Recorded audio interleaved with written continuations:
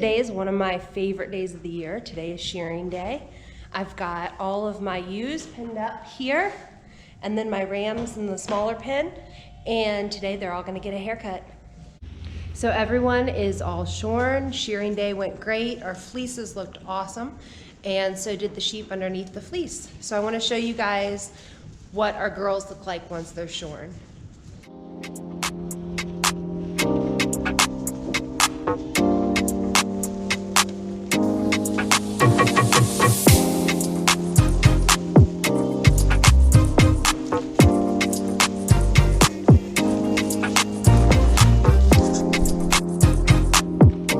We are now about 8 days away from the possible start of lambing, and you can see we've got some girls that are starting to develop some nice udders.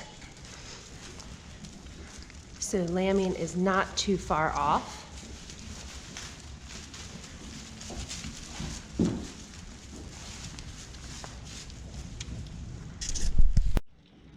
So I'm going to see if I can get somebody that'll cooperate to show you all, but one of the ways that I kind of keep track of how close we are to lambing, other than my dates, as far as when I witnessed breedings as well as when my rams went in and came out, is I check the ligaments above the tail head, right in this area. And they're normally right here and right here on either side of that tail head. And as I slide my fingers down in a ewe that is not too close to lambing, you'll be able to feel those ligaments.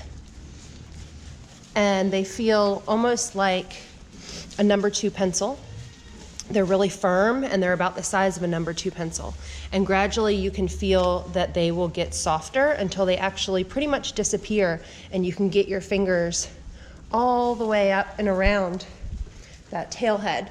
So between keeping an eye on those ligaments right here, I kind of run my hand down everyone's tail head typically while they're eating, just to kind of get a feel of where we're at.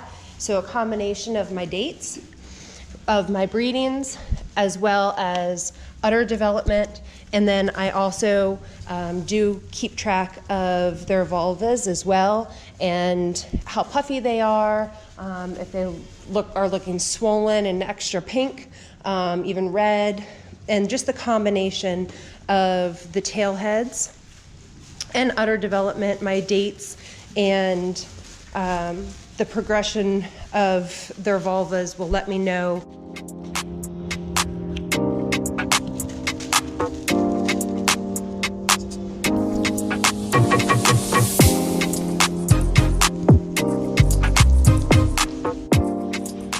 Once your sheep are shorn, it's also the perfect time to be able to monitor body condition. Not only can you see what their back looks like once all that fleece is off, but you can really get your hands on them a lot easier to be able to feel what that body condition feels like, because you really can't judge it just by looks alone.